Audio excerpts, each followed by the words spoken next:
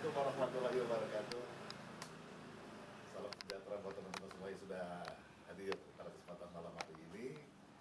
Dan pada malam hari ini kami dari Teras Panama akan mengajak Anda menyaksikan salah seorang aktor atau seorang daber suara.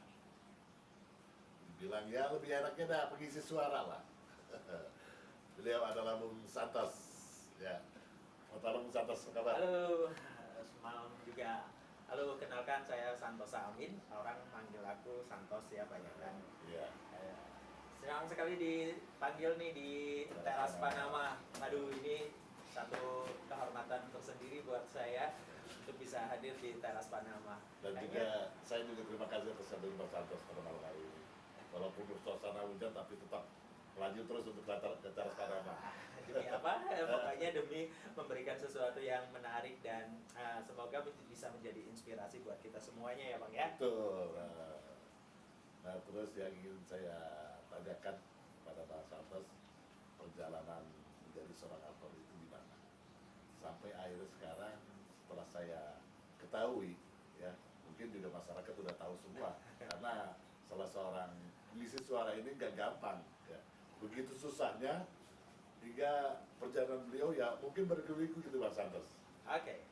Jadi basicnya aku ini seorang yang senang bicara Bang, senang menyampaikan kegelisahan gitu ya. Nah medianya untuk menyampaikan kegelisahan itu kan banyak ya. Ada seni lukis, ada membuat naskah, ada berekspresi melalui teater, Betul, ada ya. media bicara itu banyak sekali. Termasuk sekarang dengan berbagai macam hadirnya medsos, tentunya itu media ekspresi kita untuk mengungkapkan rasa, kegelisahan, atau hal-hal yang sebetulnya awalnya menjadi unek-unek di saya gitu ya. Sama halnya dengan saya, jadi aku tuh seorang yang senang bicara, artinya senang menyampaikan unek-unek gitu. Dan media ekspresiku kebetulan acting. Ya. Walaupun hidup ini sudah acting 24 jam. Ya jadi gitu. Jadi basicnya seneng mengekspresikan sesuatu lah ya.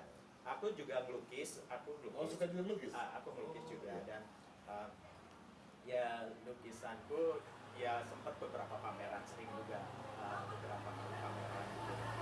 Dan lumayan banyak peminatnya juga ketika ngadain pameran. Alhamdulillah ada apresiasi dari masyarakat tentang lukis. Saya juga nulis, itu juga satu bentuk kegelisahan yang mestinya saya ungkap ya. Saya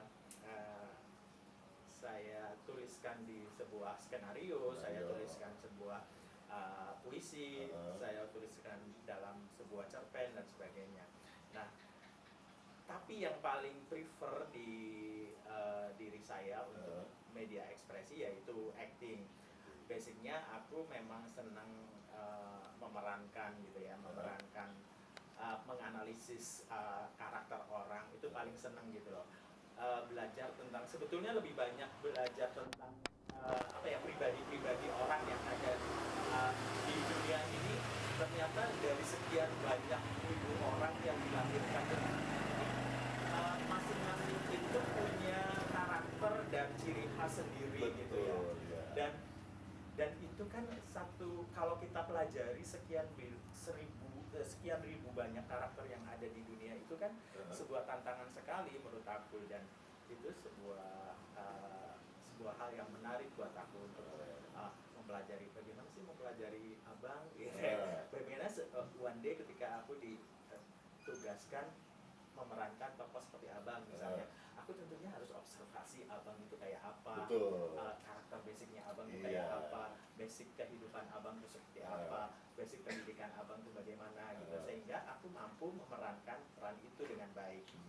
Nah, itu juga satu hal yang menarik buat saya, sehingga aku memutuskan untuk jadi aktor. Nah, karena aktor itu menurut aku bisa jadi apa aja. Saya seketika bisa jadi seorang hakim, saya seketika bisa jadi seorang diplomat, saya seketika bisa menjadi seorang dokter, saya seketika bisa menjadi seorang tukang beca, saya seketika bisa menjadi seorang yang dimensi manusia, saya ketika bisa menjadi seorang yang apa ya, misalnya karakter-karakter unik lainnya gitu ya, bisa tiba-tiba menjadi seorang psikopat atau menjadi seorang kiai atau menjadi seorang apapun gitu ya yang aktor inginkan. Nah itu buat saya menarik gitu. Itulah yang memicu saya kenapa memilih saya sebagai aktor. Tapi basicnya saya memang senang seni dan saya udah memutuskan hidup berkesenian. Saya udah memutuskan hidup menjadi seorang seniman. Makanya saya punya konsekuensi bahwa saya harus bisa hidup dari berkesenian saya. Nah itulah yang memicu saya. Akhirnya saya memutuskan ya udah saya menjalani hidup ini, profesiku ya seniman gitu ya. Iya, seorang seniman yang bisa, yang harapannya bisa menghidupi dari kesenimanannya itu, menghidupi diri saya. Karena buat saya Tuhan memberikan bakat, memberikan anugerah kebiasaan, sesuatu itu bukan tanpa tujuan kan, pasti ada tujuannya. Nah itu yang saya gali sehingga oh iya, Tuhan sudah memberkati saya, sudah memberikan saya sebuah bakat. Kenapa saya nggak gali? Kenapa saya nggak eksplor? Kenapa bisa saja ini kan sebuah apa ya? Sebuah senjata yang sudah diberikan oleh Allah, oleh Tuhan untuk saya hidup gitu. Betul. Jadi karena kan manusia perjalanan hidup itu masing-masing. Nah, iya. Kalau tadi memang Bang Santos bilang menemukan suatu karakter. Kalau karakter manusia itu kan bisa kita pahami. Ya. Nah sekarang ini Bang Santos ini menjadi seorang aktor,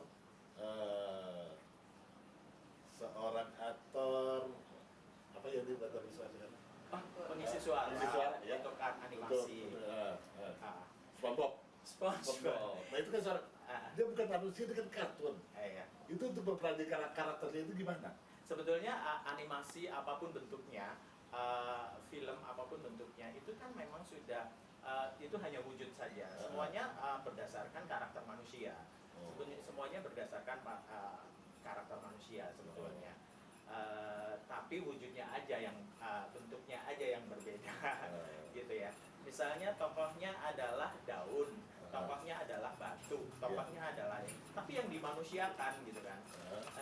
Kayak SpongeBob hanya sebuah spon gitu ya, sebuah spon tapi dia punya karakter-karakter yang dimiliki. Misalnya dia sangat perfeksionis, dia sangat workaholic, dia sangat cerewet, dia sangat setia kawan dan sebagainya. Itu karakter-karakter kemanusiaan kan, karakter manusia yang memang cuma wujudnya aja. Jadi sama sebetulnya. Karena bentuknya seperti itu, akhirnya ya udah munculin dengan suara yang oh ini lebih pas dengan suara yang seperti ini gitu. Bayangkan saya kalau kemudahan itu kan manusia paling mudah untuk mencari karakter ya.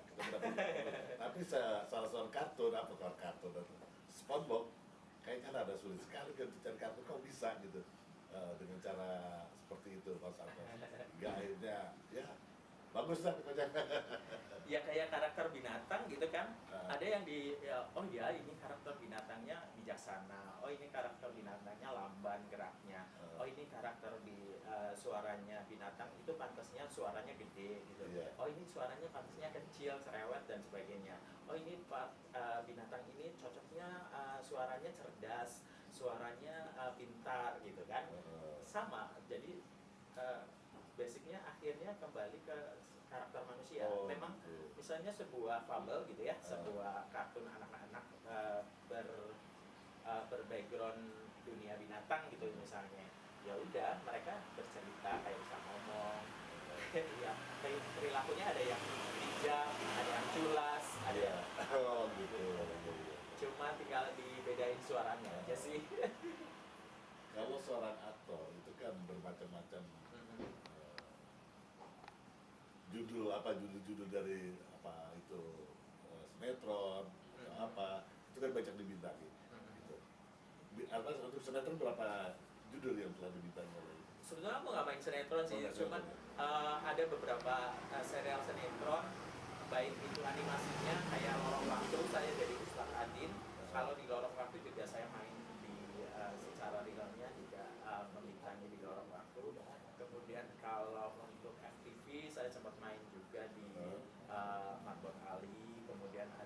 film untuk Netflix juga saya main, ada di World Without, kemudian sekarang baru selesai kemarin ada series Memory judulnya, itu Pelni, dan mungkin sudah bisa tonton di YouTube juga ya, judulnya Memory. Terus sekarang baru selesai ada series fighting action, itu Film apa tuh? series. Jadi series itu dikerjakan lebih filmis ya, lebih berbeda dengan sinetron, jadi lebih ceritanya juga nggak dipanjang-panjangin kayak sinetron sih. Itu ya udah 8 episode ya udah. Itu nggak berbenturan dengan syuting SpongeBob di suara itu. Oh enggak, kalau SpongeBob sebetulnya recordingnya sudah kelar, dia hanya sampai di 104 episode. Kalau tayangannya rerun ya, tayangannya berulang-ulang aja. Setiap SpongeBob itu keluar dari tahun berapa sih? Aduh lupa, 2000 berapa ya, 2006 lah, berakhir dahulu bersenang-senang kemudian ya. Nah proses inilah yang memang kadang orang nggak tahan untuk menjalaninya gitu ya. Kadang orang ingin berproses meraih sebuah cita-cita, tapi begitu mengalami benturan-benturan itu akhirnya dia mandek, banting setir aja lah gitu ya. Udahlah, aku kayaknya nggak punya keberuntungan di sini gitu.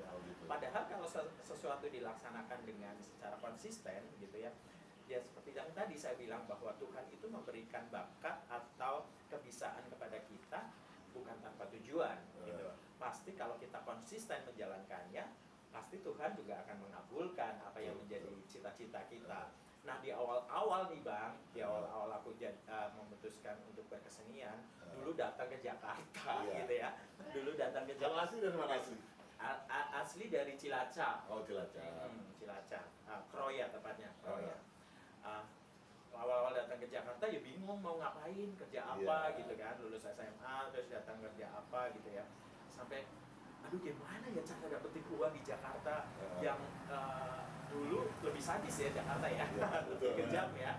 Bagaimana proses mendapatkan uang gitu untuk bertahan hidup di Jakarta gitu. Terus harus tinggal di mana dan bagaimana punya link siapa gitu kan kalau zaman dulu. Ya dulu akhirnya saya hidup di jalan Pak. Ngamen gitu ya, ngamen puisi, baca puisi, nyanyi di bis gitu ya, perjalananku sambil berproses saya masuk teater gitu ya. Berteater juga latihan tiap hari, terus pementasan paling 6 bulan kemudian. Belum tentu dibayar juga karena untuk festival. Kalau festival menang ada hadiahnya gitu ya, hadiahnya pun nggak seberapa gitu ya. Nah itulah yang proses getirnya ya. Kemudian sementara kita harus tinggal di mana. Dulu saya belum punya tempat tinggal begitu datang ke Jakarta. Ya saya bersama teman-teman yang lain gelandang di emperan gelanggang remaja gitu. Gelandang di emperan gelanggang remaja, kemudian besoknya latihan lagi, terus besoknya cari makan gimana caranya, yaitu dengan ngamen di bis. Kalau dulu dari bis ke bis gitu ya, ngamen puisi, nyanyi gitu kan. Ya akhirnya bisalah bertahan hidup. Ya sambil coba cari kerjaan juga gitu. Salah satunya ya saya pernah jadi koki di sebuah restoran tempat saji gitu ya. Terus akhirnya saya mengembangkan bakat yang saya punya, mulai dari melukis, menulis dan sebagainya. Dan akhirnya sempat siaran juga di Radio Republik Indonesia. Jadi pemain sandiwara radio dulu pertamanya. Jadi pemain sandiwara radio. Dulu jadi pemain sandiwara radio dulu di RRI. Nah, kemudian ya udah casting sana sini gitu. Ya coba menjual kebisaan yang saya punya gitu ya. Tapi nggak selalu juga dapat keberuntungan gitu ya, dapat diterima gitu ya. Ya udah akhirnya jalani aja proses itu dengan rasa cinta, menjalani proses itu ya udah. Saya yakin kalau kita menjalani sesuatu dengan cinta dan kita akan nikmat gitu ya, apapun kondisinya ya bisa dijalani dengan baik gitu ya. Ya akhirnya mulailah dapat kerjaan di Radio Republik Indonesia, bisa main sandiwara radio sambil latihan teater, terus ya udah terus berproses. Kita ada kesempatan untuk casting untuk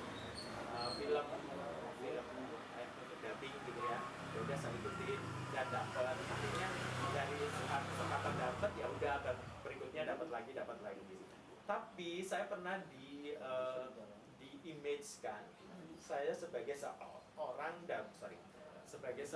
dubber yang spesialis kartun suara lembek, karena gara-gara saya kebanyakan isi suara-suara yang kecil, suara-suara yang cempreng gitu ya. Jadi Santosa itu kartun banget gitu kalau isi kartun banget gitu. Ya sempat nggak dipercaya untuk ngisi suara orang, suara drama yang orang gitu ya, dokumenter, apalagi iklan gitu kan. Padahal saya juga punya kemampuan itu sebetulnya. Cuman orang lihatnya menilai itu beda suara. Iya, kesannya karena image-nya sudah terbangun bahwa saya pengisi suara kartun. Ya Udah akhirnya dapetnya kartun. Terus one day aku juga punya kesempatan ngisi suara suaminya Osin di Russo. Nah, itulah di situ titik baliknya saya bahwa ternyata Santosa nggak cuma bisa ngisi iklan aja ya, ternyata dia fleksibel, bisa ngisi suara apa aja, baik narasi, narator, iklan, ataupun suara orang ganteng gitu kan, bapak-bapak usia seberapapun dia bisa gitu ya. Akhirnya tersebarlah gitu kemampuannya itu. Ya akhirnya dari situlah berkembang, tawaran jobnya jauh lebih lebar gitu, jauh lebih lebar. Oh ya saya jadi image bahwa saya seorang gambar kartun itu hilang gitu. Akhirnya ada tawaran film apapun, kadang Santosa juga bisa ambil. Mas Santo, tadi sudah sekian banyak bisa ceritakan masalah suka dan dukanya. Mungkin ada lagi yang lebih parah lagi nih Mas Santo. Biasanya perjalanan hidup itu kan berliku-liku, nggak kita selalu ngurus. Dan bagaimana itu ada ya goyang-goyang itu pasti ada. Yang namanya kehidupan. Ada nggak kira-kira perjalanan yang paling menyedihkan Mas Santo? Ya. Untuk jadi seorang aktor gitu. Ya jelas ada lah ya, karena kita kan memang hidup kan pasti penuh dengan tantangan, apalagi di awal-awal proses gitu ya, awal-awal proses meraih sebuah cita-cita. Ya seperti tadi, belum tentu kita bisa makan sehari, dapat makan sekali aja sudah alhamdulillah sekali gitu ya. Dan saya sering juga kalau pulang latihan karena memang nggak ada ongkos untuk naik kendaraan umum, jalan kaki jauh gitu ya. Terus sampai kontrakan waktu itu, sampai di kontrakan nggak ada apa-apa yang harus dimakan atau sampai titik terendahnya itu cuma punya gula merah untuk bertahan gitu ya, cuma untuk bertahan gula merah agar ya udah nggak lapar gitu lah. Ngemut gula merah itu bang, ngemut gula merah demi agar nggak lapar gitu, agar nggak lapar. Kita sudah latihan jauh, kemudian pulang nggak ada apa-apa gitu loh, jalan kaki terus sampai rumah nggak ada yang bisa dimakan gitu, cuma ada gula merah aja. Ya udah, ada beberapa teman yang memang akhirnya ya kalau mau nekat mungkin dulu kita bisa aja berbuat jahat ya, mendapatkan makanan dengan cara apa gitu kan. Tapi alhamdulillah sih di waktu proses itu kita nggak melakukan yang aneh-aneh, sehingga ya udah bertahan. Adanya gula merah, ya udah gula merah hari itu kita makan, kita mood sampai hari berikutnya bagaimana kita dapat makan nasi. Ya ini juga dagang kan, dagang kemampuan gitu kan, dagang bakat yang kita miliki. Kita kan menjual suara kita, menjual bakat kita, menjual kemampuan acting kita gitu kan. Sama aja sebetulnya, kita menjual, cuma bentuk produknya berbeda gitu kan. Kalau orang buka warung kan produknya ya udah jelas kue atau kopi atau apa gitu ya. Tapi Santosa memang pedagang juga. Iya pedagang lah. Saya kan berani memutuskan hidup dari berkesenian, ya saya dagang kemampuan, jualan kemampuan diri saya dong. Iya betul juga. Sama aja. Ya kan selama ini kalau kita lihat kan dunia elektronik ya, semakin lama beliau semakin pudar. Aha. Apa sekarang semacam radio sekarang sudah jarang pendengarnya. Ya. TV juga mungkin agak berkurang bukan Ya. kurang ya, agak berkurang. Bukan agak berkurang, memang berkurang jauh. Berkurang jauh, Ah. iya. Terlalu pahit kalau saya bilang berkurang jauh. Malah aku mengistilahkan kalau TV sekarang sudah seperti dinosaurus, gitu. Betul. Pada akhirnya juga akan punah. Gitu. Iya. Sekarang yang lagi ramai emang di YouTube. Iya, sosial media. Itulah perkembangan media ya. Kita akan terus. Nah, bagaimana seorang kreator itu ya terus harus bisa mengikuti perkembangan medianya itu, bagaimana kita bisa bertahan toh, bagaimana kita bertahan sehingga kita mampu tetap eksis, kita mampu tetap hidup dengan mengikuti perkembangan medianya. Betul. Kalau enggak ya kita akan ditinggalkan juga. Kita juga terus harus mengupgrade diri kita, kemampuan kita juga harus tetap selain ditingkatkan juga yang sudah ada dipertahankan juga. Sekarang saya mewakili dari rekan-rekan yang kita lagi live sekarang dari TikTok Mas Santo. Apa nggak ada jalan lain selain dari Daber Suara? Buat aku karena ini sudah passion ya, sudah passion saya bahwa yang tadi sepertinya yang sudah menjadi prinsip saya. Bahwa saya itu memang harus hidup dari berkesenian saya, ya mau nggak mau saya ya itu tadi harus bisa hidup dari proses berkesenian saya. Ya kalau ada jalan lain ya kadang juga tetaplah punya sampingan, misalnya sambil jualan apa, sambil usaha apa, kalau memang itu bisa menghasilkan dan itu bisa menopang, ya bukan nggak nutup kemungkinan juga saya melakukan itu gitu, nggak melulu ya asal itu bisa memberikan income buat saya ya saya lakukan. Yang penting saya tetap setia dengan profesi ini gitu ya. Jadi basic dari profesi ini yang nggak saya tinggalkan gitu. Ya kalau yang lainnya mungkin jadi sampingan. Mungkin kalau aku ada callingan dubbing atau syuting, aku lebih memilih callingan dubbing atau syuting ketika daripada ada sampingan yang lain gitu. Oh jadi, gitu. Lebih besar masuk pendapatan. Bukan lebih besar, tapi memang lebih ke passion yang aku enjoy menjalankan. Enjoy ya. Oh, ada nanya nih. Gimana? Enggak jadi dapat sih. Jadi pengen nyobain. Serunya dari Daber itu karena kerja. Dari Kakasi. Oke, terima kasih. Serunya jadi Daber adalah ya kerjaannya fun. Itu kita kerjaannya kita nonton film terus kadang kan film itu lucu, kadang kita bisa menikmati dan kita enjoy banget menjalani profesi ini sehingga happy lah ya. Jadi nggak ada capek, nggak ada merasa capek kita ketika kita bekerja berdasarkan passion yang kita suka gitu kan ya. Berarti rasa capek itu terbayar. Oh gitu. Rasa capek itu terbayar. Dan serunya lagi ya kadang kita lebih dulu tahu tentang ceritanya. Terus kita juga seru karena kita bisa memerankan banyak karakter, bisa mengeksplor kemampuan kita dengan suara-suara yang lucu, yang unik dan sebagainya.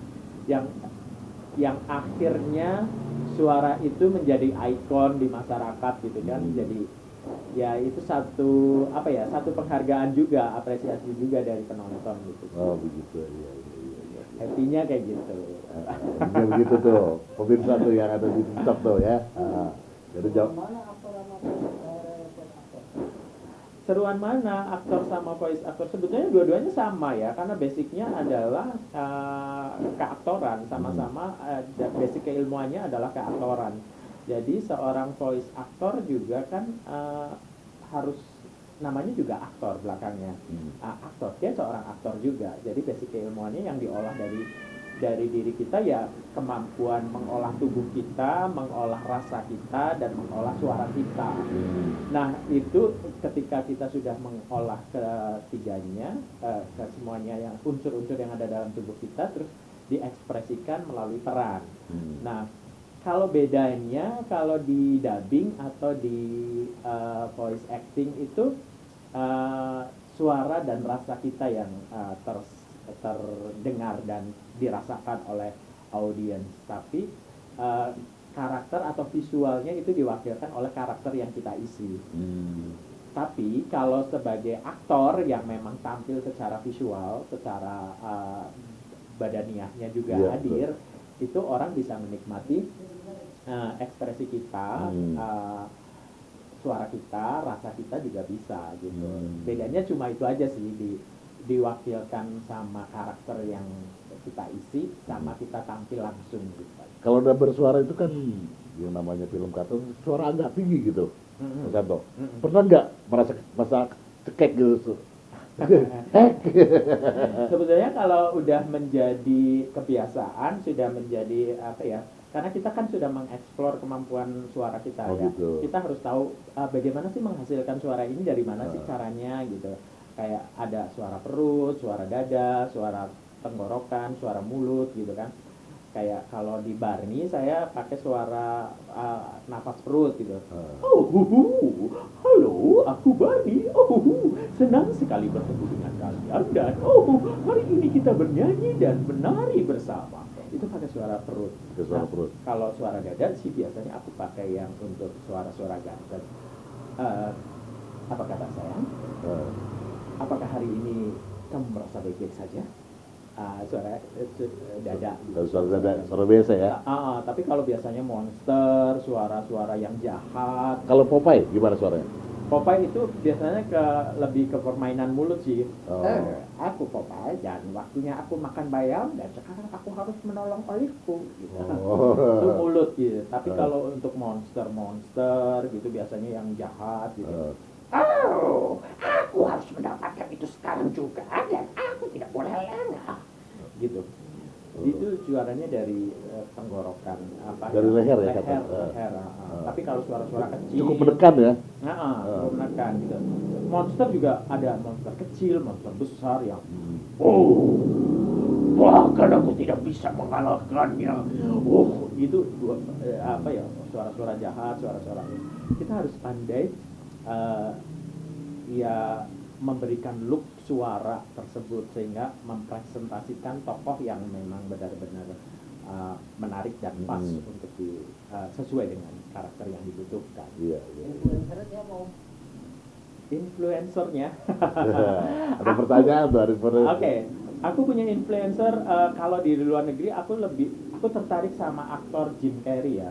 Jim Carrey itu secara tubuh, secara visual, secara ekspresi maupun secara suara dia kaya banget akan karakter yang dia miliki.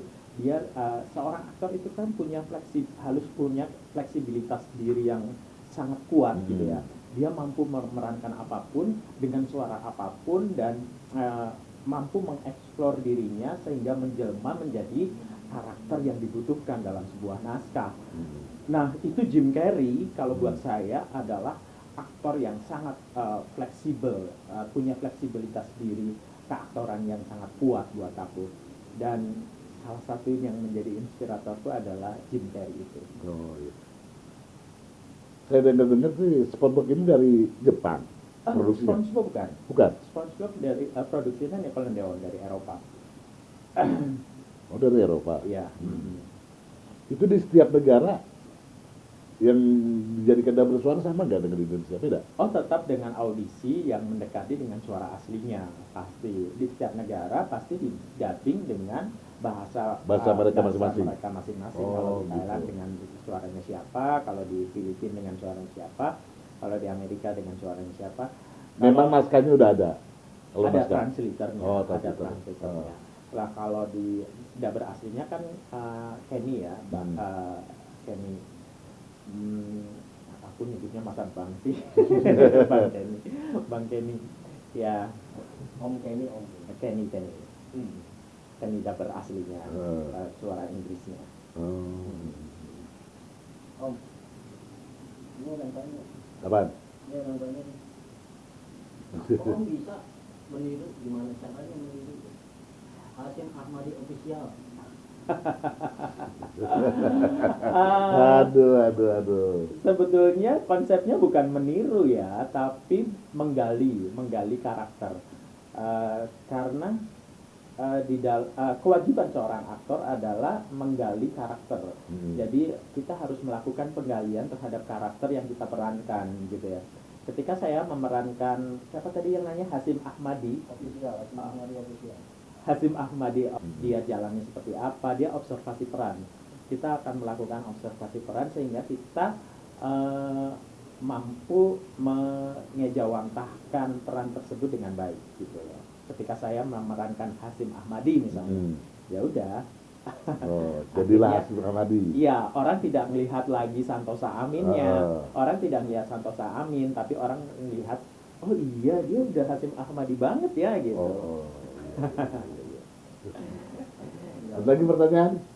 Buku masih ada, Belum ada. Pak Santo? Belum ada lagi. Lanjut. Kira-kira kalau udah bersuara itu berapa lama untuk satu episode?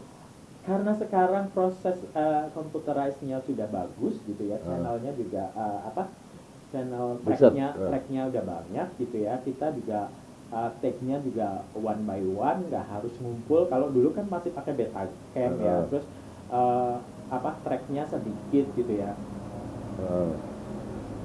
Sebentar, ada mobil lewat. Kalau dulu kan masih dengan Betacam ya, dengan track yang sangat sedikit mungkin gitu ya. Jadi proses recordingnya itu jauh lebih rumit dan lebih kompleks ya masalahnya. Karena dubbernya harus ngumpul dan kita harus tektokkan. Kalau salah satu diulang semuanya gitu kan. Gitu. Jadi apalagi kalau berhadapan dengan dubber baru itu pressure-nya akan jauh lebih berat gitu kan.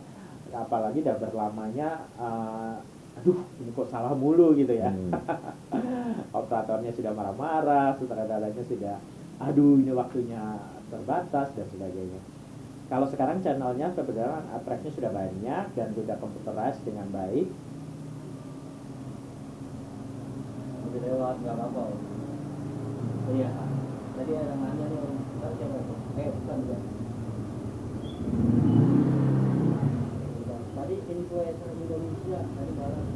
Oke. Jadi saya lanjutkan lagi. Jadi take-nya jadi lebih mudah gitu. Jadi kita jumping, kita take-nya satu-satu gitu. Jadi kita hanya membacakan peran yang atau memerankan peran-peran yang udah gitu. Jadi lompat. Jadi prosesnya lebih cepat lah ya. Kalau durasi setengah jam ya bisa setengah jam. Bisa setengah jam. Influencer Indonesia. Kalau luar kan Influencer Indonesia. Korpo kali apa? Oh enggak. Basicnya saya aku seneng aktor ya, seneng basicnya. Jadi lebih kalau di milih influencernya ya saya milih seorang aktor. Aktor fleksibel Indonesia siapa ya kira-kira yang keren gitu ya, yang mampu memerankan banyak peran gitu ya. Kalau sekarang ya mungkin Reza Rahardian lah ya. Reza Rahardian itu cukup aktor yang menurut aku punya tanggung jawab dan kemampuan untuk menggali keaktorannya itu lumayan gigih gitu loh. Jadi pencariannya itu hebat lah menurut saya. Dia memerankan apapun, dia jadi tokoh yang dia perankan gitu. Om Kantor, tipsnya dong jadi dubber itu apa aja? Kakasi dari Christian, Om dubber senior ya. Kakasi dulu nih tipsnya nih. Jadi dubber itu apa aja? Ayo silakan Om. Tipsnya jadi dubber, kuasai dulu ilmunya sebagai seorang aktor. Karena memang kita nggak jauh-jauh dari dunia acting gitu ya.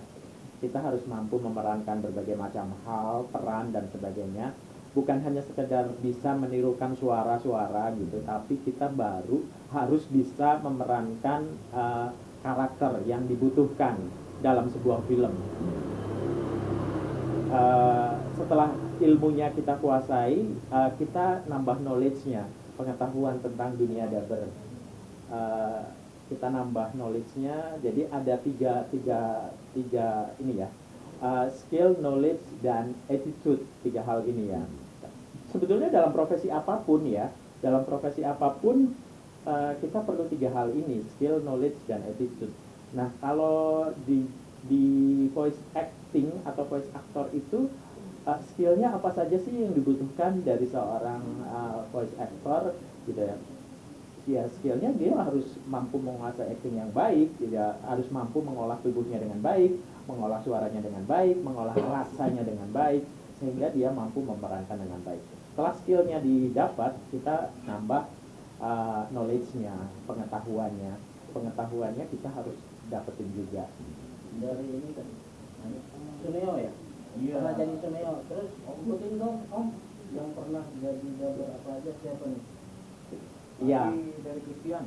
Oke, saya lanjutin dulu Iya, soalnya iya. kalau kita sudah mengerti itu, attitude itu paling penting Bang Iya, dalam benar. dunia profesi apapun, terutama sebagai aktor atau aktris ya. Kalau kita sudah terjun ke industrinya, jelas kita harus punya attitude yang baik.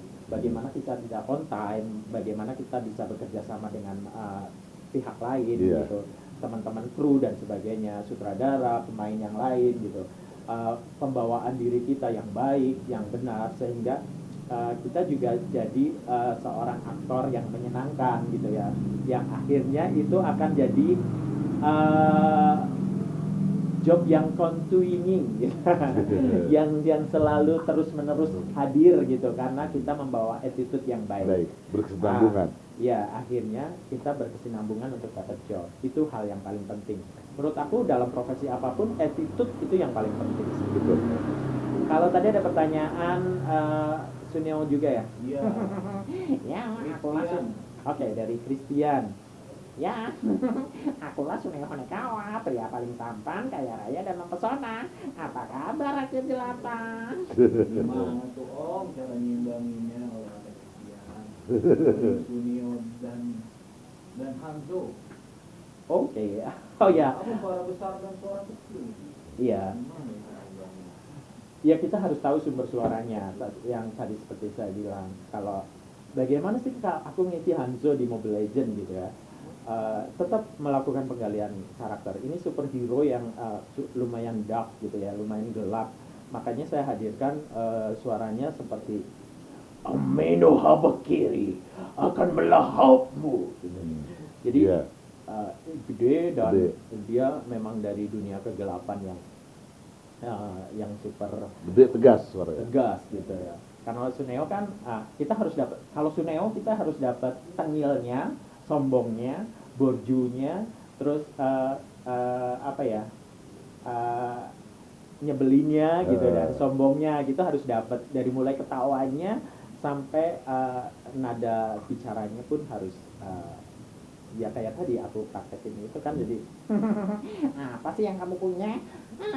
Ini mainan termahalku dan paling keren, siapapun gak akan bisa membelinya kecuali aku mendapatkan mainan ini dari teman papaku loh yang kerja di Paris gitu kan. Menyebalkan gitu. Iya. Sombong. Sombong. Sombong. Ya, mewakili dari teman-teman juga di TikTok. Pemain SpongeBob itu ada berapa orang sih sebetulnya? Dan ada nggak satu orang itu mewakili suara-suara yang lain? Oh ya, kalau peran utama kalau di dunia dubbing gitu biasanya untuk satu orang aja. Dia kalau kecuali peran supporting ya, supporting itu bisa lebih dari 4, apalagi film India ya dengan karakter yang begitu banyak gitu ya. Biasanya aku juga double casting untuk bahkan lebih dari 4 karakter yang aku isi. Kalau di film SpongeBob, aku jadi SpongeBob dan Gary aja. Oh, 2. Jadi Gary kan cuma reaksi miau gitu doang. Kalau SpongeBobnya udah harus 1 orang gitu. Ya kalau di Doraemon aku ada double casting juga dengan berbagai karakter. Ada Pak Kaminari, kemudian ada kadang kalau ada penjahatnya jadi penjahat, ada Nobita besar dan sebagainya. Kadang aku isi juga. Sekarang saya mau tanya Bang, setelah sekian banyak sekali dapat suara atau suatu di tempat lain, pernah nggak mengalami satu mistik yang berbeda lain daripada yang lain di wilayah Pak? Oh, kejadian mistis Ya. gitu ya. Wah, ini podcastnya dari beralih ke dunia mistis nih gitu ya. Nggak apa-apa. Tapi aku pernah sih ngalamin ya. Heeh. Dulu aku pernah siaran malam ya. Siaran malam itu memang tugasku adalah kalau dulu ada siaran wayang kulit ya, siaran Iya, wayang kulit yang semalam suntuk gitu ya. Aku tugasnya cuma membuka siaran sama menutup siaran tuh. Selebihnya cuma bolak-balik kaset aja, set A, set B. Iya. Sampai 8 kaset sampai pagi tuh. Nah, itu gangguannya banyak banget karena siaran di lantai 7. Heeh. Terus di lantai tersebut tuh pernah dulu ada salah seorang karyawan tersebut di, aku nggak bisa sebut ya, gitu ya. Aduh, batuk. Nanti dulu ya guys. Lu batuk, aduh. Kita ulang, nanti kita ulang. Kembali ke teras Panama. Oh ya. Heeh. Oh, jadi ini podcastnya jadi berubah jadi dunia mistis nih. Nggak apa-apa, kadang-kadang. Nggak apa-apa ya. Heeh, Tapi nggak kadang-kadang apa-apa. memang kita di dunia kerja dimanapun gitu ya, ada aja sih gangguan ya. Percaya nggak percaya sih ya, pasti kejadian mistis kalian juga pernah merasakannya. Tapi dulu saya pernah punya pengalaman. Heeh. Dulu saya pernah siaran di sebuah radio. Itu siarannya di lantai. Oke. Dulu saya pernah siaran di lantai 7 di sebuah radio. Heeh. Itu siarannya di lantai 7 dan gangguannya luar biasa karena itu gedung tua. Oh gitu. Gedung tua yang dulu itu ternyata di lantai 7 itu ada salah satu karyawan yang memang meninggal di lantai 7. Heeh. Dan karena dulu liftnya tuh sempit banget bang. Jadi karyawan yang meninggal itu di bawahnya melalui lift tersebut. Iya. Tapi karena liftnya sempit, untuk nuruninya itu didiriin bang. Oh gitu. Didiriin, Heeh. bukan dibopong gitu. Iya. Secara ini. Jadi didiriin. Karena nggak muat kalau ditidurin ya. Kalau ditidurin nggak muat gitu ya. Ah. Nah, saya pernah dibarengin sama dia. Oh. Jadi dia berada di satu lift dengan saya. Heeh. Dan setelah saya tanya, ternyata siapa, karyawan siapa? Heeh. Nah, ternyata orang itu yang saya ceritakan ya orang sudah meninggal. Oh. Gitu. Jadi selama ini beberapa kali saya satu lift dengan beliau, itu saya nggak tahu kalau beliau udah meninggal. Itu sih. Ya. Jadi setelah dengar kabar beliau setelah meninggal. Iya. Pengalaman jadi bermacam-macam ya. Iya. Oke Mas Santos ya. Kiranya cukup sudah berbicara kita pada malam hari ini Ya. di Barat Panama. Saya mohon maaf kalau ada kata-kata yang tidak berkenan di hati pemirsa ataupun Mas Santos pada malam hari ini. Ya. Saya dan Dr. Swarma mengucapkan terima kasih. Assalamualaikum warahmatullahi wabarakatuh. Waalaikumsalam warahmatullahi wabarakatuh. Oke.